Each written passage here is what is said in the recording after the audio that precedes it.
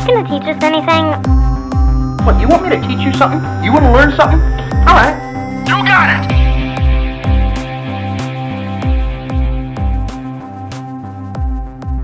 Hello and welcome back to Atomi Brainwaves. I'm your host Simon and I'm joined today by Sue. Hello, Sue. Hi, Simon.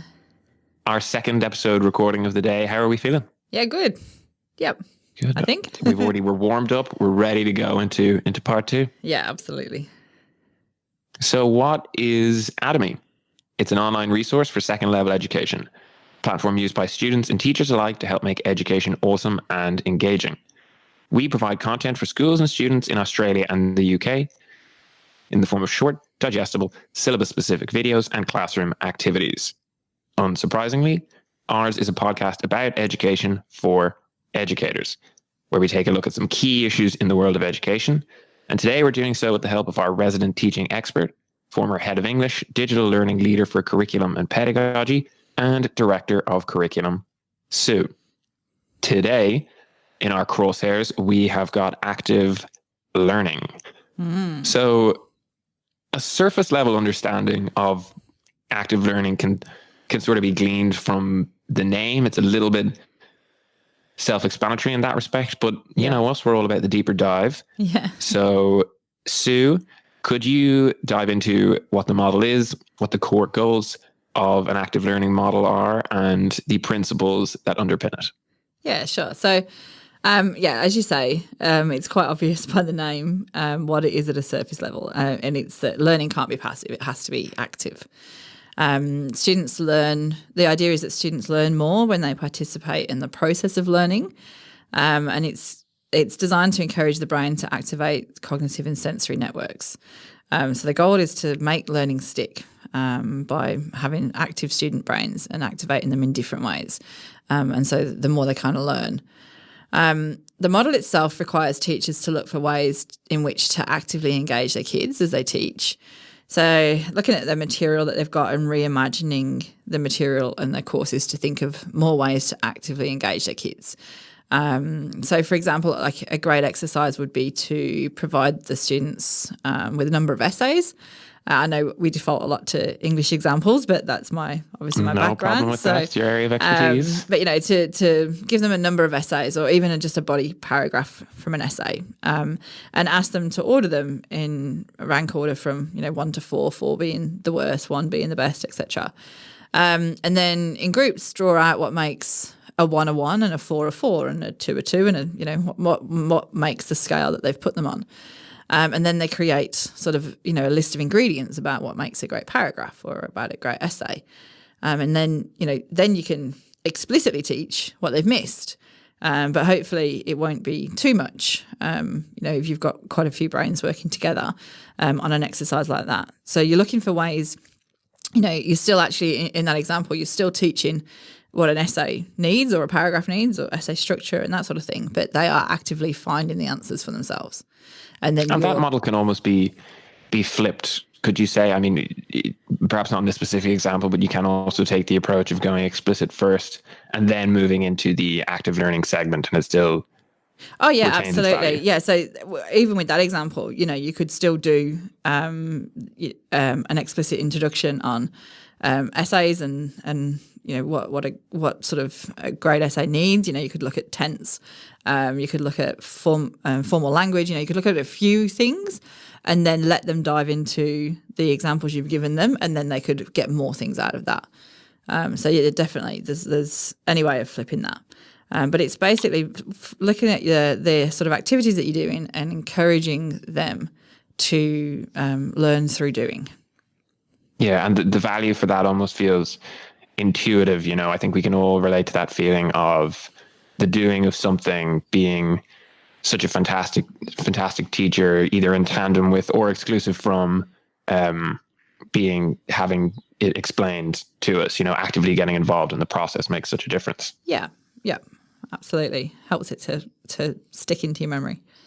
Absolutely. So we're going to move now into your favorite spot, the kind of technicality corner, yes. as I might start calling it. I don't know, maybe that name needs to be improved, but getting kind of into the weeds on the theory underpinning our models. So active learning can be characterized as a model that aligns with constructivist principles.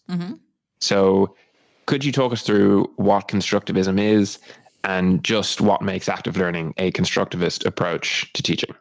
Yeah, sure. So anyone sort of studying teaching at university level or masters, anything like that will have come across constructivist theory. And the idea is that it suggests that humans construct knowledge and meaning through their experiences. So some big names around this would be Vygotsky, Popper, and Piaget, all sort of big educational sort of theologists, not theologists, but thinkers around this, I guess. And their theories were that problem solving's at the heart of learning and at the heart of thinking and development. So they reflect on how a problem has been solved and how that's important. And as reflection happens, learning becomes more clear and people construct their own understanding, which then helps that learning to stick. So problem solving being at the heart of it, I guess. So it's not I wouldn't say it's a pedagogy specifically, but there's lots of pedagogies that use it as a sort of backbone, as a theory to go with their pedagogical approach. And it's quite a lot of overlap between the absolutely. philosophies. Yeah, it's been a lot of a lot of educational reform movements have got the constructivist theory at heart. Yeah. Absolutely. So we're going to stay in technicality corner for a moment. I know you're dying to get out of there, but if we can just talk a little about some of the scientific theory and evidence that kind of that supports the benefits of active learning. We've touched on the intuitive nature of it, but if we can stay scientific for just a moment, what kind of evidence are we working with to support its benefits to students? Yeah, well, a few thoughts here. I think it was 1991, there was a study called Active Learning Creating Excitement in the Classroom, and that focused on how educators engage their students. And that was sort of quite a big study, but it concluded that the highest level of engagement came when students were involved in higher order thinking tasks like analysis, synthesis, evaluation, that sort of thing. And the sort of, I guess, the neurology, the neuroscience behind that is that when you're learning skills like that or when you're involved in that kind of higher order thinking area, multiple neurons are firing at the same time in terms of sort of cognitive studies that have been done on those. And that idea of multiple neurons happens when students are asked to do things like problem solving. It creates a pathway between the neurons and helps essentially to cement that learning by aiding the memory storage into the brain's cortex. So when you're, asking students to engage in these different, tasks together, not together in terms of necessarily collaboratively, but engage in sort of higher order thinking and tasks like, as I said, analysis, synthesis, evaluation, those sort of things. You're getting those multiple neurons firing and making those pathways form. So therefore, the learning is more beneficial. Engaging so many different parts of the brain. Yeah. So that's, I guess, the science behind it. And then I think Cornell Uni, they did a study that showed that in their lectures that a learner's attention started to wane every 10 to 20 minutes. Now, this is sort of obviously older learners, but 10 to 20 minutes during lectures, and that's where attention spans often drop. So you think about that in terms of, in terms of students in a classroom. So you've already got younger learners. You've got multiple lessons in a day. So, in a university context, you might only have one or a couple of lectures a day. But in a class scenario, you're going from class to class to class, maybe 5 or 6 periods a day, depending on the shape of the school timetable. So, you're looking at learners' attention beginning to not be focused at every lesson at a certain point. So if you're beginning to think about that deeply and look at active learning as a strategy to overcome that, then again, you're stopping that attention span going, and the benefits of active learning will kick in. Yeah, and it's actually a really important way to think about it, because you're not just thinking of active learning exclusively in relation to itself, but in conjunction with, the alternatives and the reality of the situation. And I think, I don't think it would be unfair to say, as you kind of have, that, younger people, students' attention spans might very well be that little bit lower. Definitely, yes. And keeping it up over the course of the day. Yeah. I certainly know mine is. Although never when I'm talking to you, Sue. It's always very easy to remain completely focused. Yeah. Well, I mean, I have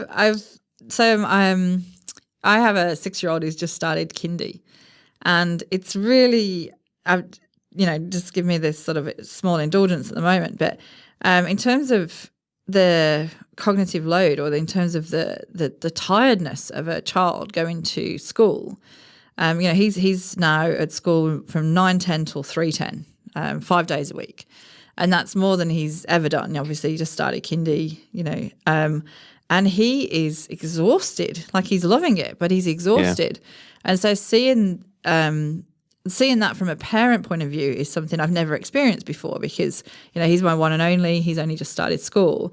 I've obviously seen it from a teacher perspective for 17, 18 years. But to see that at home, and what learning does for, your attention and your brain at the end of the day, he's so mentally tired, and that's great. He's focused. He's trying to learn. He's loving it. But yeah, it's really, really taken a toll on his cognitive ability. So, which is where I guess if the more, obviously, look, as you say, it's no bad thing to come home kind of mentally tired from doing some good old fashioned learning, but not old fashioned in the sense of exhaustion and fatigue, where for its own sake, I suppose, if the tiredness can come from active involvement in what you're learning. And that's really where the benefit is to be found. Yeah. And I don't think any parent or teacher wants their kid to go through a tiring day at school and not have achieved the best they could from the experience they've had in the classroom. So if they've had a 50-minute lesson of which they've paid attention for 10 minutes because their attention has waned, as the Cornell study showed with adult learners, that's 40 minutes of that 50-minute lesson that hasn't really been worth it. Gone to waste. Yeah, it's kind of gone to waste. So with that in mind, it's much better to think of strategies that can help that learning to be more interesting and more active, and to, now that we have that sort of neuroscience evidence to show what works best for learners, why wouldn't we use it? So absolutely. Yeah. And on that idea of using it, let's move away from talking about the theory and into the practicality side of things. So obviously, right at the top of the episode, you gave us an example in terms of the English classroom with some essays, but I was wondering, if you could give us maybe a couple more of the most typical and particularly beneficial examples of active learning in action. Mm-hmm. Yeah. So I think I've mentioned, obviously, problem solving earlier on in the episode, and that's definitely one that if you put kids into a situation where they have a problem to solve, it's just amazing what they can come up with, and so invigorating as well. If you really let them have their head, it's just incredible what you see kids' potential when you give them a problem that is really needs some cracking. So problem solving would be one. That sense of agency really adds a whole new ingredient to the mix, doesn't it? This idea of being in charge of your own, quite apart from the benefits that we've talked about on like a scientific level, just that sense of agency and being in control of what you're doing. Absolutely. Is really powerful, motivating tool, isn't it? Yeah. And so then you've got, all the other sort of aspects that accompany kind of happy learning, I guess, so the a sense of agency and curiosity and overcoming something, with problem solving as a means of learning. Ideation would be another one, coming out with a number of ideas. I've really enjoyed that myself as an adult learner. Did a program with the AIS when I was at Barker that looked at using ideation a lot in the sessions that we were doing with the AIS, and just, post-it note frenzy, essentially. Just get as many ideas as you could as a group of teachers down onto a post-it note, and then order them, sequence them, throw some out, keep some, great ways of engaging you in the process, more kind of normal examples, I guess, would be things like discussion, which happens an awful lot in classrooms, which is great to get kids thinking and discussing their ideas. So anything that gets them talking about their experience in terms of that kind of idea of discussion, perfect for active learning. Even practice is active learning. Reviewing, application, taking what they've learned into the applying zone is your idea of active learning. Yeah, awesome. So that's some really good examples of active learning in action. To zoom out a little bit here, I want to talk about, we've talked a lot about different models over the course of the podcast, and one thing we generally touch upon is the idea of to what extent any given model holds up on its own. So I wanted to get your thoughts on, on exactly that. To what extent can active learning sort of be used independently from other models? Can teachers plan, really entire lessons around active learning, or is it something that really needs to be paired with other styles of teaching in order to be most effective? And if so, what these styles of teaching are?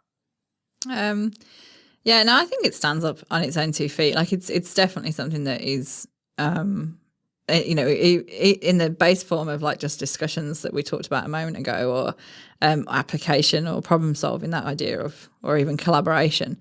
All of that is a usual part of a modern classroom, So I think active learning in those forms is frequently used. I think where it becomes more likely to be part of a model is of your kind of, really doing, like the example I gave earlier with the essay, really driving from the point of active learning rather than having some explicit teaching first. And you're driving through it from the point of, the kids experiencing the learning as they go. And if you're doing that, then that's really paired nicely with sort of inquiry learning. Inquiry learning is by its very nature active learning. The sort of more project-based learning, so the PBL, there's a short form of that, definitely involves active learning. That's the whole idea of it. Producing something at the end that demonstrates their learning along the way. There's a whole curriculum created from inquiry learning. So like the IB and the PYP programs for primary school, and IB for senior school focus on obviously using inquiry learning, but then on the back of that is the active learning element of it. So I think can and definitely does stand up on its own, but is also heavily integrated into a range of pedagogical approaches. Yeah, so really versatile kind of beast, I suppose, can be used in many different formats. Yeah. Diving back in then to the ins and outs of active learning itself. So generally speaking, active learning places a real importance on the learning environment around students. So I mean that not just in the sense of the physical environment, but also the intellectual, the social, all of the different factors that contribute to the environment around a student. With that in mind, what does an ideal active learning environment look like, and what can a teacher do to create such a setup and make sure that all of the necessary pieces are there to help the student engage in active learning? Yeah, I think for me, collaboration would be a huge part of active learning. That working together, trying to bounce ideas off each other, problem solve, go through, listening to each other's experiences as you go through, like a learning pathway. So for me, an ideal environment would look probably very much like flexible furniture. that you can use in different sort of settings for different purposes. So I think when I picture active learning, I often picture tables in groups. I don't see it so much as a sort of solo thing, rightly or wrongly. That's just how I kind of view it. But sort of an environment that sort of induces collaboration, I guess. And a teacher can create that through, at the one end of the spectrum, petitioning your head of school to buy you some new furniture for your classroom, down to, just using what you've got and reshaping your room in a different way, in terms of, so that's kind of physical space, I guess. In terms of what you need as an emotional or a social sort of skill set for the kids, I think you've got to, I'm always a fan of transparency and actually telling the students why you favour a particular model, what it is that you're hoping to get out of it in terms of their learning. So take them on that journey with you as to why you're doing a particular approach like active learning, what it's proven to do, and how by participating in this, it's going to help their learning to be cemented. So, encourage that sort of emotional, social level with the students, what sort of things that you want them to behave, ways you want them to behave, what sort of things you want them to inquire about, ways you want them to interact with each other. I think all of that is part of an ideal learning environment. At the other end of the scale, which is so important. Sorry to cut across you, but That's just thinking aloud, it's so important to have that, because even beyond just the idea of the positivity of that, there's, oftentimes there can be nothing as destructive as, cynicism in the classroom. And if students don't buy into what you're doing, you can do all the work in the world to set the right environment, but they don't understand and they don't accept why something is happening, it's never going to get off the ground. Yeah, and I think you need such an element of trust, from both trust from the teacher and the student teacher, but also student to student, So you need to create an atmosphere where they are able to problem solve together, where they're able to explore together, and have their opinions, and everyone's voice is valued, So it's really important that you do, foster and cater for that emotional side. And that's why some of these things, might not necessarily be things that you launch straight into in week 1 of term 1, because, you got a brand new class, lots of people. You want to build up an element of security and trust within your class as you explore things where they are kind of being vulnerable, and showing their, knowledge or lack of it, or building knowledge, So I think it's really important to think of all those aspects. I was also going to tell you a story of, sensory learning. Fire away. Yeah. Always love a good story. I guess it's a little bit more like interactive learning, but it's definitely sensory. When I was at Barker College, we went, a couple of colleagues, Paul and Andy, who I work really closely with, we went to, I think it was Loretta Kirribilli, and we were at a ICT Integrators Forum. And there was a demo there from an IR salesman, augmented reality salesman.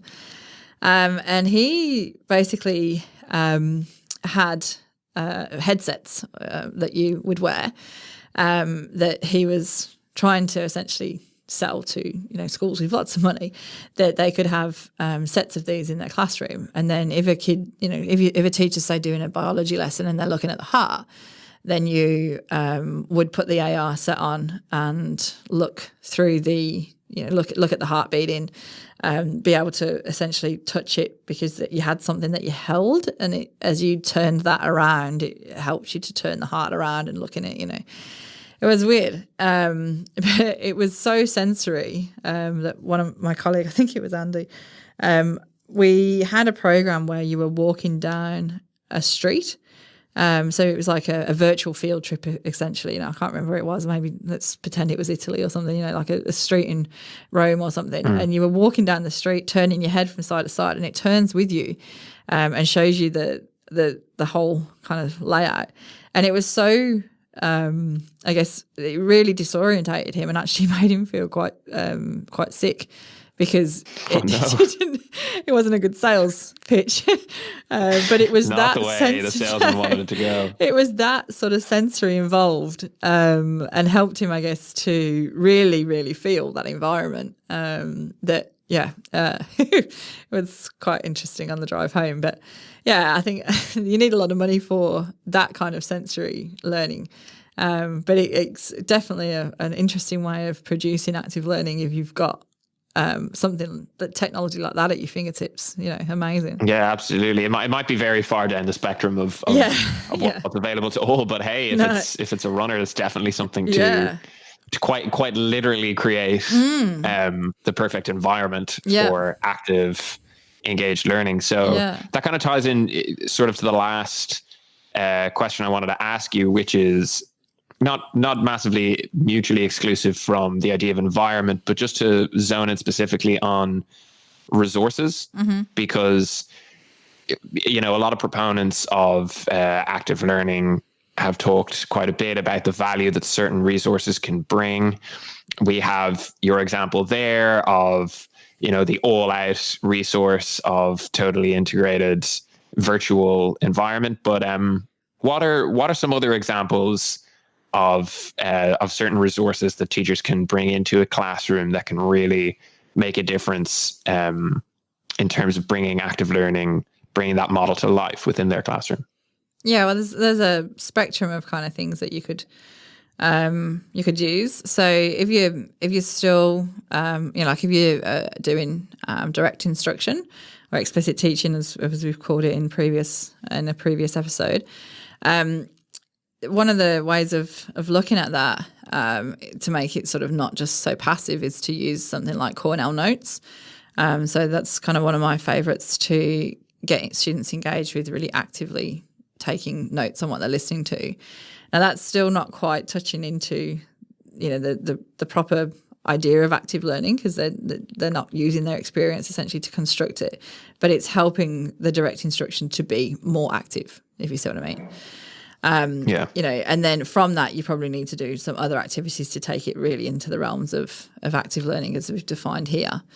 But things like, quizzing, asking formative questions, when you're going through particular content to see how kids are tracking. Again, they would be sort of very basic ways of making learning a little bit more active.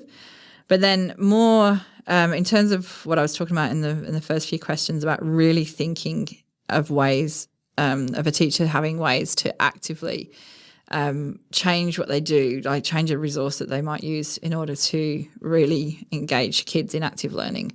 I think, lecture is very, very passive. Discussion is more active. So, for example, go back to an English example, I could teach till the cows come home how Lady Macbeth is an ambitious character. Or I could provide students with extracts of her different behaviour in the play and ask them in groups to discuss how they would describe her behaviour. They're still going to come up with the same answers or same set of answers as if I had done a lecture on Lady Macbeth. They're still going to, get the same kind of range of behaviours if I've chosen the extracts correctly.